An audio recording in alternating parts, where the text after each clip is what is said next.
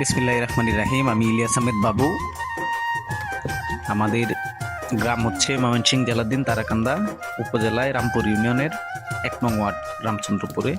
সেই হিসেবে আমি প্রতি বছরের ন্যায় এবারও গ্রামের বাড়িতে গিয়েছিলাম ঈদের আনন্দ বাবা মার সাথে কাটানোর জন্য। কিন্তু এবারের ঈদের আনন্দটা একেবারে ভিন্ন। সেটা হচ্ছে প্রচুর পরিমাণে বৃষ্টিপাত হওয়ার কারণে, আর আমাদের যেহেতু গ্রামটা হচ্ছে একেবারে প্রত্যন্ত অঞ্চলে, সেই হিসেবে রাস্তাঘাটের অবস্থা খুবই খারাপ। সেই হিসেবে আমরা আমাদের এখানে মানে সবচেয়ে উপভোগ এবং সৌন্দর্যের বিষয় হচ্ছে যে পানিপথের যে ব্যবস্থা নৌকা দিয়ে। আমি যে জায়গাটায় আছি সেই জায়গাটা হচ্ছে আমার বাড়ির সামনে। একেবারে এই যে জায়গাটা আপনারা দেখতে পাচ্ছেন, এই জায়গাটার মধ্যে হচ্ছে ধান চাষ হইতো, কিন্তু এবার প্রচুর পরিমাণে বৃষ্টি হওয়ার কারণে মানে ধান এখান থেকে নিয়ে যেতে পারে নাই।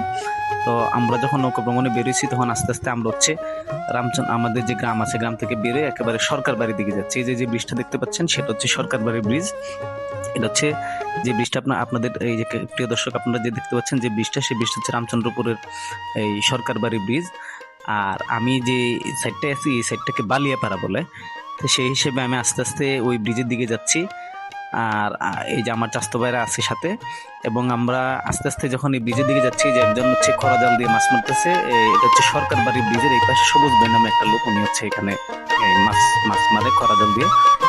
প্রিয় দর্শক, আপনারা যে ব্রিজটা দেখছেন সেটা হচ্ছে যে ওই এলাকার যদি কোনো লোকজন থাকেন ওনারা অবশ্যই চিনেন।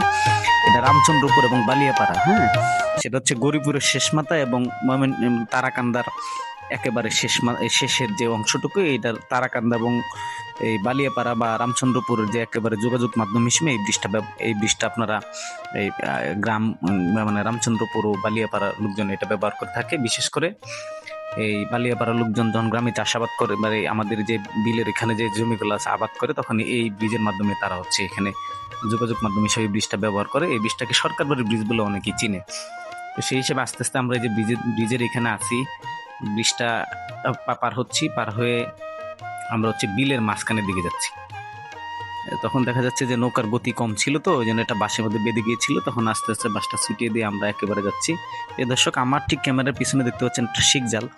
এই শিক জালটা মূলত হচ্ছে গ্রাম অঞ্চলে যারা থাকেন বা আমাদের এলাকার যারা আছে বা গ্রামের যারা আছে এরা পরিচিত, এটাকে শিক জাল বলা হয়। এই জাল দিয়ে জেলেরা মাছ ধরে এবং সেই মাছ ওই যে বালিয়াপাড়া বাজার যে নামক যে জায়গাটা আছে সেখানে বিক্রি করে, সকালবেলা যায়।